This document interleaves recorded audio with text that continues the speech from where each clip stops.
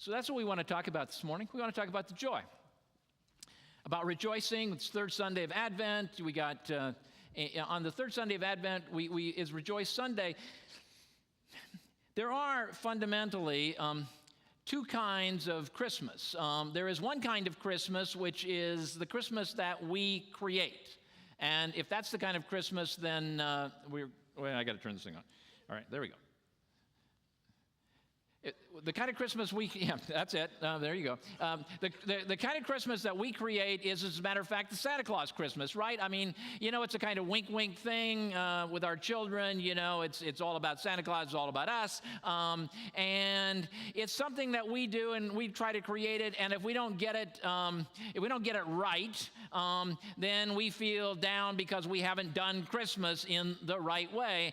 And have you ever noticed? That as soon as you start getting something that we create, a little legalism starts to come in, checking the list, checking it twice, right? What does it see? Yeah, you're naughty or nice, right? Yeah, I'm right. That's exactly right. So, it's the Christmas we create becomes a kind of burden, I think. There is another kind of Christmas. It is the Christmas not that we create, but that we expect. Doesn't depend on us, it depends on God. It's a Christmas that comes to us, that it's come to us once, it comes to us again, it comes to us in our hearts. We can work this in a lot of different ways, but we've been talking about these 4 words. They don't come from me, they go back to a long tradition in the church. In considering Advent season, the first one was watch. We talked about that 2 weeks ago. And the second one, prepare. Watch. The metaphor that I use, which I really like, is the idea of my house. When I was a kid, and my parents would arrange the presents under the tree. They didn't wrap them; they just put them, displayed them out there. We were behind the door, waiting for the morning, waiting for the sun to rise. And as soon as the sun rise, the door would burst open, and we'd go out there, and there were those gifts lovingly displayed.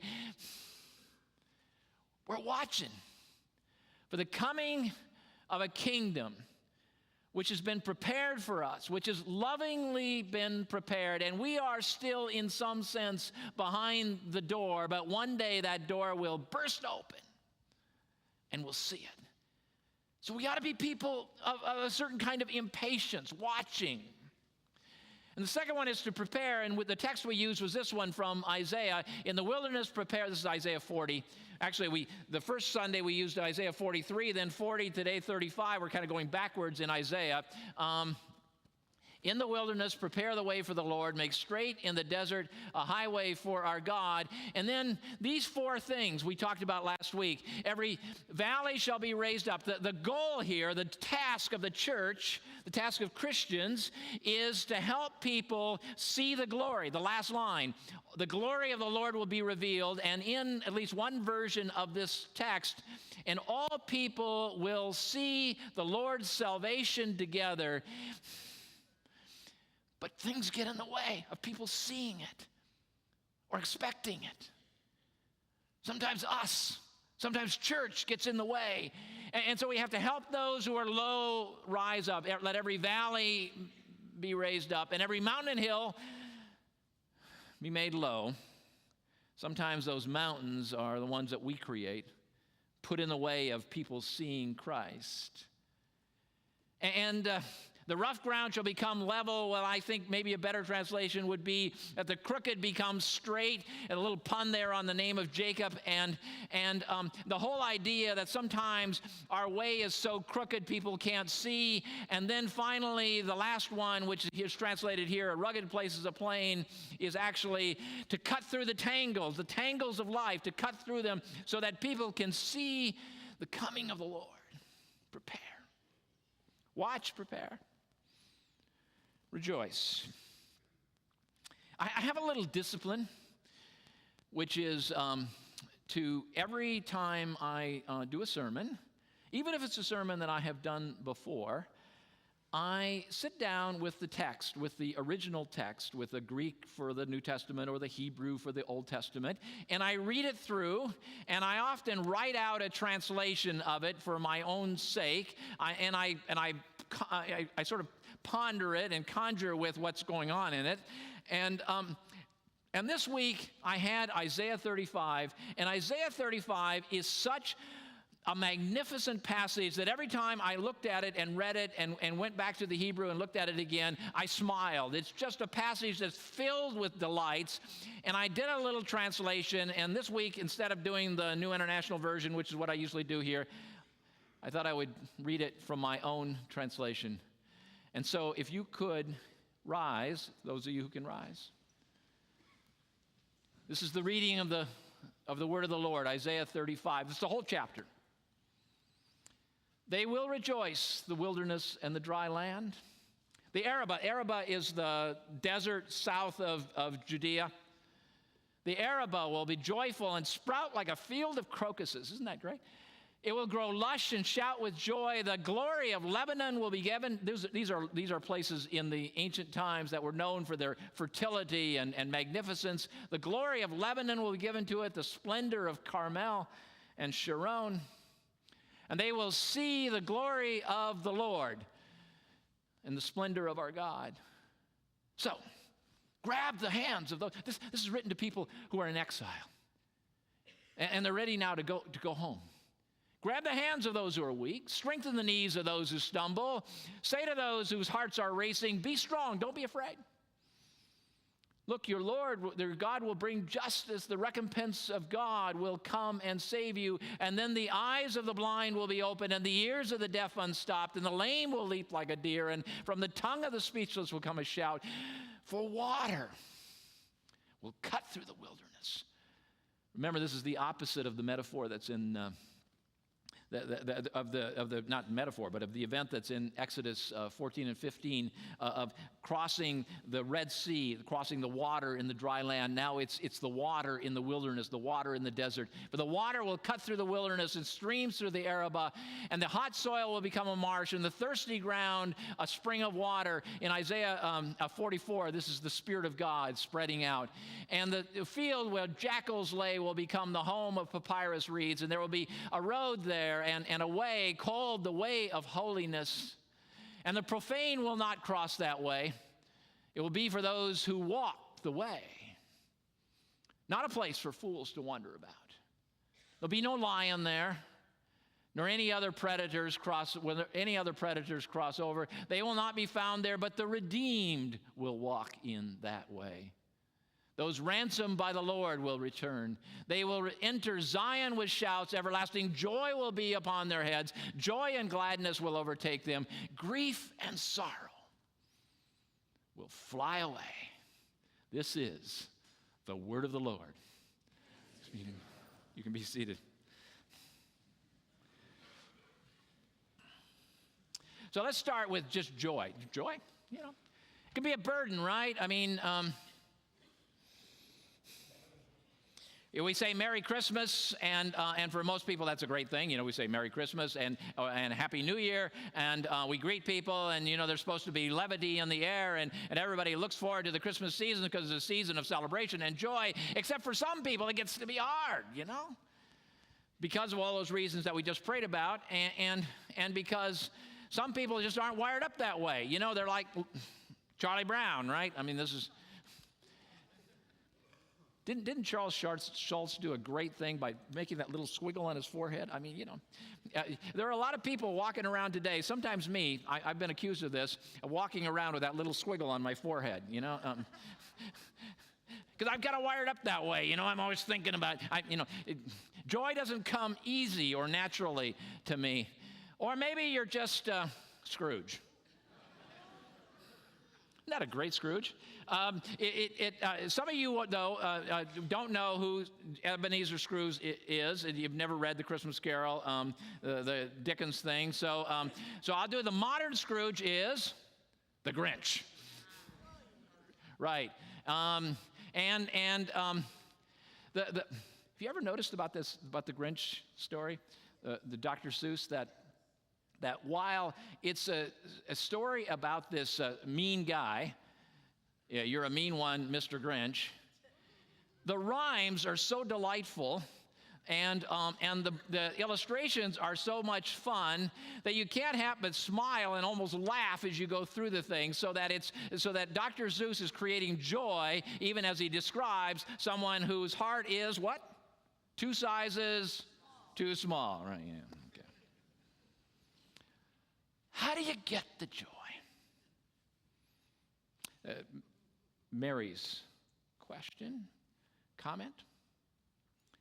How do you get the joy, not just for the Christmas season, but how do you get the joy in all of life? What if you're walking through life and you have never touched the joy? That's the question I want to ask this morning. I mean this to be a sermon in which, if you are one of those people that you said when Mary was talking about, I never experienced the joy, you said, that's me, that somehow in this message we can start getting close to the place where you can yourself experience the joy. How do you touch the joy? Here's the first clue. You don't start with yourself. If you start with yourself and you start thinking to yourself, now what am I doing? You'll end up just going round and round in circles. You'll never get there. I remember when I was a kid, I went, there was an evangelist who appeared in my little town, and I went forward to give my life to God, to give my life to the Lord, and I really thought I had it. And then the next day came, and I had a little less, and the next day. And then I started a whole cycle that lasted for many years, actually, like Mary's, in which I was trying really hard to be a faithful Christian. I was trying really hard to get the joy. I was trying really hard to get it inside myself, and I just couldn't get there. So don't start with yourself. Start with God. The joy that you need to know, first of all, is not your own joy. You will get there, but the joy of God. And God is joyous. And that's what Isaiah 35 is all about. It doesn't start with joy. You know, if you go back a chapter to chapter 34, it's a chapter about Edom. Do you know Edom? Edom was a little kingdom, which, if you think about the map, I should have had it up, but you can imagine it's probably even better if you do. Little map of Israel. All you got to do with Israel is kind of draw a line like this, and then you have the Jordan River going right straight up in north and south, right, and up above is the Sea of Galilee, and then down below you have the Dead Sea, and then on the southeast shore of the Dead Sea is this little kingdom of Edom. And this is the time desolation is the word that comes to my mind. It was the time when the armies of Babylon, the armies of Nebuchadnezzar, made regular trips into this area. They had been raided for years sometimes by Egypt, but mostly by kingdoms up there in Mesopotamia, by Assyria and so forth. But now it was the Babylonians, and the Babylonians were fierce, and every time they came to Judea, they destroyed villages, they killed people, they hauled away hostages, they burned crops. I mean, you got to imagine how terrible. Look at the television scenes of Damascus today. The devastation of war, desolation. The desolation of a place where there is so little hope. And then in the middle of that, as Judea is being drug away and destroyed, the Edomites, who had made a pact with Nebuchadnezzar, were moving their way around the Dead Sea and into southern Judea, where they established a kind of kingdom there which got to be known as Idumea. And one of the reasons why the Jews hated Herod so much was because he was an Idumean. The animosity went deep, centuries deep.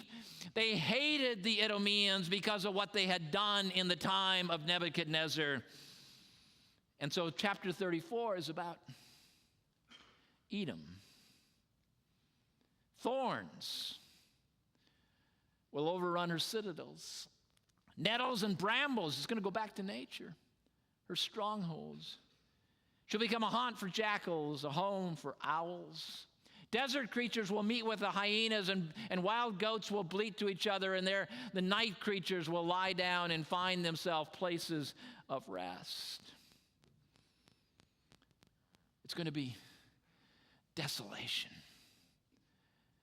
I want you to think into this a little bit, okay? Imagine yourself into it a little bit. This is a case where a people overreached, where they were too ambitious, where they were trying to grab what really wasn't theirs. And now the prophecy comes. There they will pay. There will be justice, an ultimate kind of justice. And then, as if it can't be held back, we get chapter 35 and the joy of God. They will rejoice, the wilderness and the dry land. The Arabah will be joyful and sprout crocuses. It will grow lush, and the joy will spread. And the glory of Lebanon will be given to it, and the splendor of Carmel and Sharon. And they will see the glory of the Lord and the splendor of our God. The joy of God is irrepressible. It is waiting. It is in creation. It is in the future. The joy of God is the root of the universe. That's chapter 35.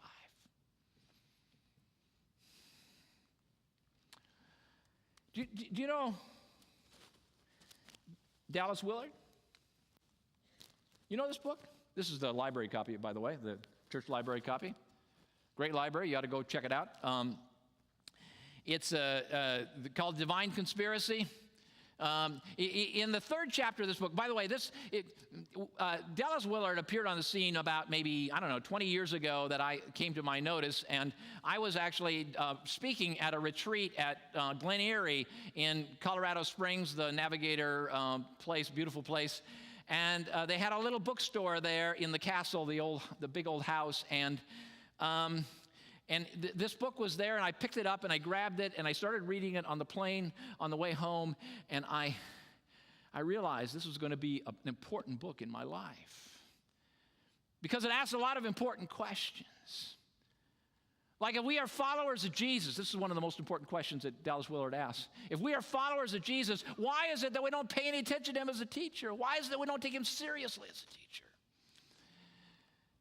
But in the third chapter, which is called What Jesus Knew, Our God-Bathed, that should be world, not word, my fault. In that third chapter, we get this.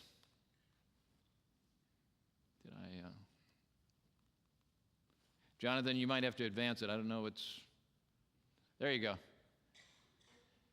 We should, to begin with, think that God is full of joy. This is part of the God-bathed world. The abundance of his love and generosity is inseparable from his infinite joy. All the good and beautiful things from which we occasionally drink tiny droplets of soul-exhilarating joy, God experiences continuously in all their breadth and depth and riches. Fundamental to the universe is the joy of God. A few years ago, Adrian and I were in Bryce National Park. You ever been to Bryce? Beautiful place. We had a little cabin. We rented a little, in the national park. We rented a little cabin that's kind of right there by the rim of Bryce. And on the way into the park, they hand you these newspaper kind of things and these newsletters that say what's going on in Bryce today. And so we got one of those. And Adria's reading as we're driving in to find our cabin. And it said in there, you can see Andromeda tonight. It should be good conditions for seeing Andromeda. You know what? Andromeda is the largest object that you can see with the naked eye. It doesn't usually appear like this to the naked eye. It appears to the naked eye like a kind of white cloud on the horizon. But it is an enormous galaxy, a very close galaxy, and you can actually see it with the naked eye, this beautiful thing, Andromeda. And so we thought, oh, that's great. We'll go out and see Andromeda tonight. And so we got up. We waited for it to get dark. We went outside, and it was cloudy. In fact, I remember lightning, thunder and lightning, and I thought, well, that's not going to happen. So we went back and we went to bed, and we had this little cabin with screen doors on both sides, and so that you could get a little flow through it. And I woke up in the middle of the night, which I do, and then and I decided, well, yeah, I maybe should check out to see whether it had cleared at all. And so I went out, and as I went out, the screen door slammed. Adria woke up. She said, Clay, because she thought somebody was breaking in, and then she noticed I wasn't there. So now she's awake, and we went out together, and we found an open space. Actually, the open space was the parking lot, and we looked out, and there was Andromeda. And we were so excited. We were jumping up and down. We were hugging each other. There were tears running down our faces. I mean, we were just filled with joy. Why? Because we had connected with something deep. With creation. Not just with creation, but with the Creator, with God. Or the first time I ever looked into Grand Canyon. And there were tears running down my eyes, to my face. Or the time that just this winter when we were in Costa Rica and this past year, and we saw that beautiful bird, the quetzal. It's kind of the bird that everybody wants to see. It's green and blue and red. And it's the most gorgeous bird, and we got really close to a nesting pair of quetzals, and when Adria caught back up with me, she was taking pictures, there were tears running down her face. You don't get that off the television. You don't get that if you are always inside, I think. You need to connect with the joy of creation, because when you connect with the joy of creation, you connect with the joy of God. And it's that joy which is found in salvation, not just creation, but salvation. Grab the hands of those who are weak and strengthen the knees of those who stumble. Say to those whose hearts are racing, be strong, don't be afraid. Look, the Lord will bring justice, the recompense of God. It will come and save you. In a lot of translations, it's translated vengeance, but it's not vengeance, it's justice. God will set things right. There are two things here in this prophecy. One of them is the idea of justice, and the other one is the idea of, well, what do we call it? Christmas. The redeemed will walk in that way. The redeemed. And those ransomed by the Lord will return, and they will enter Zion with singing, and joy will be on their heads, and joy and gladness will overtake them, and grief and sorrow will fly away. How can I tell you about this? I'm like Mary. How can I say this in any way that you can actually get this? I don't have the words.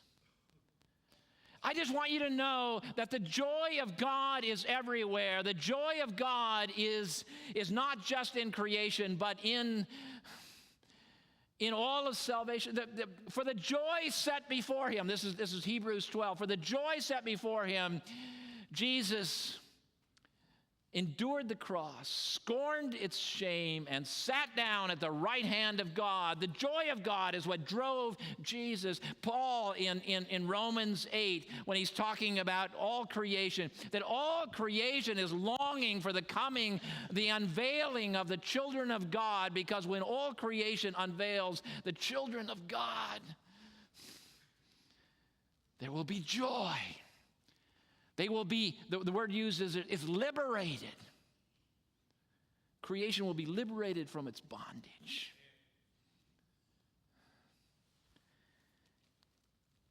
So how do you get the joy? I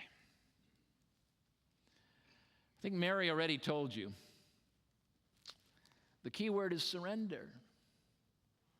Now, I know surrender is an awful word. We don't like it. You know, it sounds to us like it's a defeat rather than a victory. And maybe we could use other words that would speak to us better, like giving yourself to the joy. But what's key here is that it's not the Christmas you create, it's the Christmas that you expect.